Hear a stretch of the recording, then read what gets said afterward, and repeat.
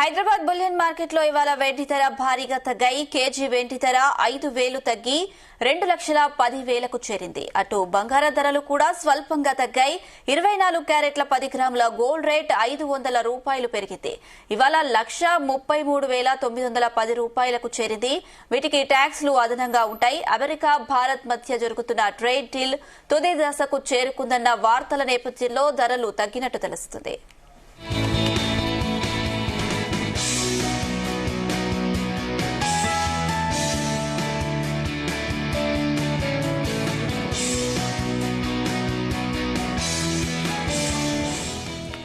ఇదే అంశం సంబంధించి మనతో పాటు డిస్కస్ చేయడానికి స్టాక్ మార్కెట్ అనలిస్ట్ జీవి సత్యనారాయణ గారు ఉన్నారు. సార్ నమస్తే అండి. నమస్తే. ఒక్కసారి సిల్వర్ పై అయితే 5,000 తగ్గినట్టుగా తెలుస్తుంది, ఏమంటారు? ఓకే, సిల్వర్ కొంచెం ప్రాఫిట్ బుకింగ్ అంటాము మనము.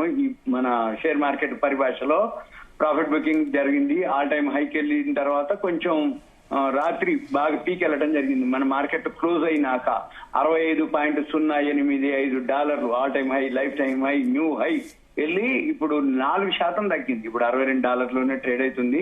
రేపు మండే కూడా మరి తగ్గే అవకాశాలే కనపడుతున్నాయి. ప్రాఫిట్ బుకింగ్ జరిగింది. తర్వాత గోల్డ్ మాత్రం కొంచెం పాజిటివ్ లోకి వెళ్ళటం జరిగింది. ఎందుకంటే సిల్వర్ పెరిగినంత ఫాస్ట్ గా గోల్డ్ పెరగలేదు. ఇప్పుడు ఎప్పుడైతే అంతకుముందు ఆల్ టైమ్ హైకి ఏదైతే గోల్డ్ చేరిందో ఇప్పుడు మళ్ళీ ఆల్ టైమ్ హైకి దగ్గరలో ఉందన్నమాట. అంటే ఒక $11 ఉంది. అది ఆల్రెడీ మండేకి చేరొచ్చేది. అంటే గోల్డ్ మండే కూడా పాజిటివ్ లోనే ఉండే అవకాశాలు ఉన్నాయి. ఎప్పుడైతే మళ్ళీ గోల్డ్ ఆల్ టైమ్ హైకి వెళ్తుంది, సిల్వర్ ఆల్ టైమ్ హై నుంచి కొంచెం డౌన్ రావడం జరుగుతుంది. ఇవన్నీ కూడా ప్రాఫిట్ బుకింగ్ అనమాట. అంటే ఫెడరల్ రిజర్వ్ వడ్డీ రేట్లు ఎప్పుడైతే అనౌన్స్ చేయడం జరిగిందో ఆ అనౌన్స్ చేసిన తర్వాత మళ్ళీ అంతకు ముందు నుంచి కొంచెం స్తబ్దతగా, సైడ్ వేస్ గా, న్యూట్రల్ గా కొంచెం అటు ఇటుగా ఉన్నదల్లా ఒక్కసారిగా పెంచడం జరిగింది. 2 లక్షల పైన, నిన్న 2,17,000 కూడా టచ్ చేయడం జరిగింది. అది ఇంకా కొంచెం పైకి వెళ్ళి మళ్ళీ ఇప్పుడు కొంచెం ప్రాఫిట్ బుకింగ్ జరుగుతుంది. అది సిల్వర్ లో. గోల్డ్ మళ్ళీ రేపు మండే ఆల్ టైమ్ హైకి చేరుతుంది.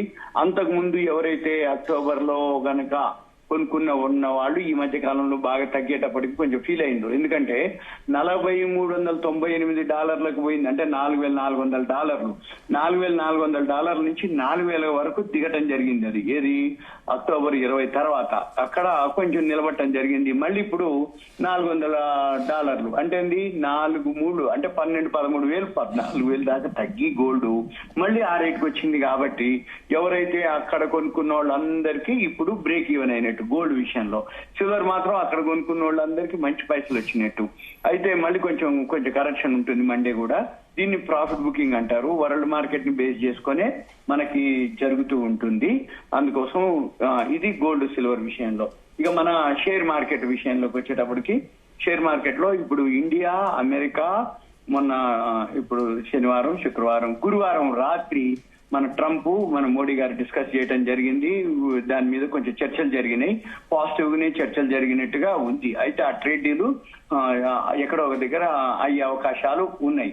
అందుకని మన మార్కెట్లకి పాజిటివ్ లోనే ఉంది. ఇకపోతే ఇన్ఫ్లేషన్ రావడం జరిగింది. డేటా నిన్న అనౌన్స్ చేయడం జరిగింది. మార్కెట్ అయిపోయినాక ఇన్ఫ్లేషన్ అంటే ద్రవ్యోల్బణం అక్టోబర్ కి, మనం ఇప్పుడు నవంబర్ కి, అక్టోబర్ లో 0.25 ఉంటే నవంబర్ వచ్చేటప్పటికి 0.71 అనమాట. అంటే చాలా నెగ్లిజిబుల్, బిలో 1 లోనే ఉన్నాం. అంటే ఇది అక్టోబర్ కి, నవంబర్ కి కొంచెం ధరలు తగ్గినాయి, ధరలు పెరిగినాయి. కాబట్టి అక్టోబర్ లో ఇంకా చీప్ ఉన్నాయి అనమాట. అయితే 0.25 నుంచి 0.7 అంటే నెగ్లిజిబుల్, అది పెద్ద క్వశ్చన్ కాదు. అయితే ఇదంతా కూడా మనకి డేటా రావడం జరిగింది. NSO అంటారు, నేషనల్ స్టాటిస్టికల్ ఆఫీస్ వాళ్ళు అనౌన్స్ చేయడం జరిగింది ఆ డేటాని. ఇక తర్వాత FDI, foreign direct investment, insurance మీద అంతకుముందు 74% ఉంటే 100% చేయడం జరిగింది. ఈ 100% ఏదైతే ఉందో నిన్న కేబినెట్ అప్రూవల్ చేయడం జరిగింది. కాబట్టి ఇప్పుడు ఏదైతే ఇన్సూరెన్స్ సెక్టార్ లో పాజిటివ్ న్యూస్ ఉంది. ఇన్సూరెన్స్ ఏవైతే మల్టీనేషనల్ కంపెనీలు అన్ని కూడా మన ఇండియా ఇన్సూరెన్స్ కంపెనీల్లో ఫారెన్ డైరెక్ట్ గా, అంటే డైరెక్ట్ గా వాళ్ళు ఇన్వెస్ట్ చేయొచ్చు. అంటే దాంతో ఇన్సూరెన్స్ కంపెనీలకి బాగా బెనిఫిట్ అవుతుంది. ఇన్సూరెన్స్ కంపెనీలు మొన్న GST కూడా 0 చేయడం జరిగింది. వాటి మీద GST లేదు. కాబట్టి ఇన్సూరెన్స్ సెక్టార్ లో మంచి బెనిఫిట్ ఉంటుంది. మళ్ళీ థర్డ్ క్వార్టర్ రిజల్ట్స్ వస్తాయి మనకి సోమవారం నాడు. ఆ థర్డ్ క్వార్టర్ రిజల్ట్స్ కాదు, అడ్వాన్స్ ట్యాక్స్ డేటా వస్తుంది డిసెంబర్ 15 సోమవారం నాడు. దాన్ని బట్టి అడ్వాన్స్ ట్యాక్స్ డేటా ఏదైతే పాజిటివ్ లో ఉంటుందో ఆ షేర్లన్నీ పెరుగుతాయి, ఆ సెక్టార్లు పెరుగుతాయి. అంతా కూడా ఇండివిజువల్ స్టాక్ బేసిస్ మీదే నడుస్తాయి. ఏదైతే కరెంట్ అఫైర్స్ అంటే ఇప్పుడు క్యాబినెట్ అప్రూవల్ ఇన్సూరెన్స్ సెక్టార్ కి అన్నారు అనుకోండి, ఆ సెక్టార్ కి బెనిఫిట్ పొందుతుంది. అడ్వాన్స్ ట్యాక్స్ డేటా ఏదైతే ఉందో అడ్వాన్స్ ట్యాక్స్ డేటాని బట్టి ఆ కంపెనీలు ఇండివిజువల్ గా స్టాక్స్ ఏవైతే ఉన్నాయో ప్రాఫిట్ లో ఉన్నాయో అవి పెరుగుతాయి. మొన్న శుక్రవారం నాడు రిజర్వ్ బ్యాంక్ ఆఫ్ ఇండియా పావుల వడ్డీ రేటు తగ్గించింది. ఆ వడ్డీ రేటు తగ్గించిన ఎఫెక్ట్ ఏదైతే ఉందో అడ్వాన్స్ ట్యాక్స్ కట్టిన ఏవైతే ఉన్నాయో అంటే రియల్ ఎస్టేట్ కంపెనీలు అనుకోండి, బ్యాంక్ కంపెనీలు అనుకోండి, ఫైనాన్స్ కంపెనీలు ఏవైతే ఉన్నాయో ఆ 3 సెక్టార్లో ఏవైతే మంచి ఇండివిజువల్ కంపెనీలు బాగా బెనిఫిట్ ఉన్నాయో అవి బాగా పెరిగే అవకాశాలు ఉన్నాయి.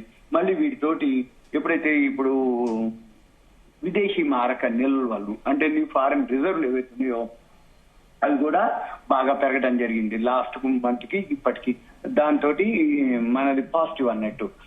ఎప్పుడైతే మనకి అంటే విదేశీ మారక నిల్వలు పెరిగినాయి అంటే మన ఎకానమీ కొంచెం అంటే నమ్మకం అన్నమాట, మన దేశం మీద నమ్మకం పెరిగినట్టు.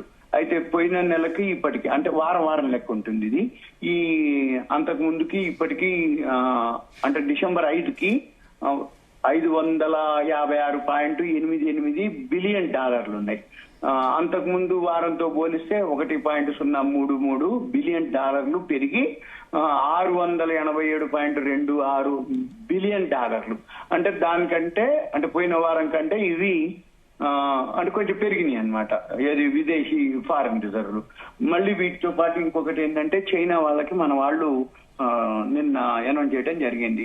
చైనా వాళ్ళు ఎవరైతే బిజినెస్ పర్పస్ లో ఇండియాకి వస్తారో వీసాలన్నీ కూడా ఫ్రీ చేయడం జరిగింది.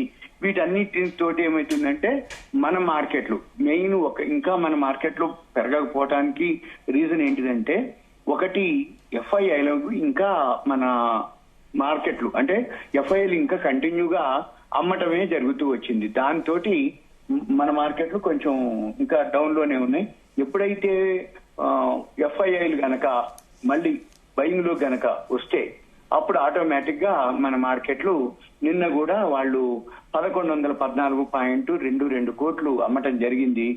మన వాళ్ళు 3868.94 కోట్లు మ్యూచువల్ ఫండ్స్ వాళ్ళు కంటిన్యూగా కొంటూనే ఉన్నారు. ఒక్క డిసెంబర్ నెల ఇప్పటి వరకు 19,605.51 కోట్ల రూపాయలు ఎఫ్ఐఐలు అమ్ముతున్నారు.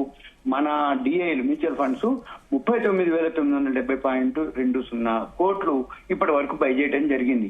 కానీ ఎప్పుడైనా కానీ మన మార్కెట్లు బాగా పెరగాలి అంటే ఎఫ్ఐఐలు కనుక కొనటం మొదలు పెడితేనే అప్పుడు మన మార్కెట్లు పెరిగే అవకాశాలు ఎక్కువ శాతం ఉంటాయి. ఎందుకోసం అంటే డిఐఏ అంటే మ్యూచువల్ ఫండ్స్, మన మ్యూచువల్ ఫండ్స్ మన వాళ్ళు మన షేర్లు మనవి కొనడం వలన పెద్దగా మార్కెట్ లో మూవ్మెంట్ ఉండదు. ఇది ఒక రీజన్. మళ్ళీ ఇంకొకటి ఏవైతే mutual funds inflow last month కి అంటే అక్టోబర్ మంత్ కి నవంబర్ మంత్ కి ఇన్ఫ్లో ఎక్కువ పెరిగింది. అంటే share market mutual funds share market లో అప్ అండ్ డౌన్ ఉన్నా కానీ మ్యూచువల్ ఫండ్స్ లోకి ఇన్వెస్ట్మెంట్స్ ఎక్కువ మొత్తంలో రావడం జరిగింది. అంటే ఎస్ఐపీలు అనుకోండి అంటే సిస్టమాటిక్ ఇన్వెస్ట్మెంట్ ప్లాన్లు అనుకోండి, మ్యూచువల్ ఫండ్స్ లో ఇన్వెస్ట్ చేసే వాళ్ళు ఎక్కువైపు. కాబట్టి మన మార్కెట్ కి ఏ విధంగా చూసి పాజిటివే. ఇకపోతే ఇప్పుడు మనం ఎప్పుడైతే పుతిన్ మన ఇండియా పర్యటన జరిగిందో ఒకవేళ గనక రష్యా ఉక్రెయిన్ వార్ గనక కొంచెం సద్దుమణిగితే రష్యా నుంచి క్రూడ్ ఆయిల్ దిగుమతులు మనకి ఇంకా పెరిగే అవకాశాలు ఉంటాయి. అప్పుడు మనకి ఫారెన్ కరెన్సీ తగ్గిపోతుంది, అంటే మనకి ఖర్చు తక్కువ ఉంటుంది, మనకి రేటు తక్కువ తోటి వచ్చే అవకాశాలు ఉంటాయి. ఇవన్నీ మనకి పాజిటివ్ న్యూస్. మళ్ళీ ఇప్పుడు అమెరికాలో ఏదైతే ప్రపంచ దేశాలన్నీ కూడా ట్రంప్ కి అగెనిస్ట్ గా అక్కడ సుప్రీంకోర్టులో ఫైల్ చేయడం జరిగింది. అది తీర్పు రావాలిక ఇప్పుడు ఈ డిసెంబర్ లోనూ రావచ్చు. ఈ తీర్పు కనుక వచ్చింది అనుకోండి అది ఎగనెస్ట్ గానే అంటే ట్రంప్ కి ఎగనెస్ట్ గానే వచ్చే అవకాశాలు ఉన్నాయనేది వార్తలు. అయితే దాంతో ఏమైతుంది ట్రంప్ ఏదైతే ఉందో ఆయన సుంకాలు టారిఫ్లు అన్ని కూడా కొంచెం కంట్రోల్ ఉండే అవకాశాలు ఉన్నాయి. దాంతో మళ్ళీ మన మార్కెట్ లో పెరిగే అవకాశాలే ఉన్నాయి. ఇవన్నీ జరగడానికి కొంచెం టైం తీసుకుంటది. ఇంకొకటి కూడా మెయిన్ లాస్ట్ క్లోజ్ అయితే ఈ డిసెంబర్ లో అంత ఫైనాన్షియల్ ఇయర్ ఎండింగ్ అమెరికాలో ఈ క్రిస్మస్ హాలిడేస్ ఇవన్నీ ఉంటాయి కాబట్టి ఈ నెలంతా కూడా మామూలుగానే ఉంటుంది. స్తబ్దత అంటారు, హాలిడే మూడ్ లోనే ఉంటారు. మళ్ళీ జనవరి 1 నుంచి న్యూ ఫైనాన్షియల్ ఇయర్ అమెరికాకి క్యాలెండర్ ఇయర్ స్టార్ట్ అవుతుంది. అప్పటి నుంచి మళ్ళీ మార్కెట్ లో ఈ లోపల ఇవన్నీ క్లియర్ అయిపోతాయి. అప్పుడు మన ఆటోమేటిక్ గా మన మార్కెట్లు బాగా ఉంటాయి. గోల్డ్ సిల్వర్ కూడా ఇక ఉంటుంది. నెక్స్ట్ కాపర్ బాగా మూవ్మెంట్ ఉంటుంది. ఓకే అండి, థ్యాంక్ యూ సత్యనారాయణ గారు.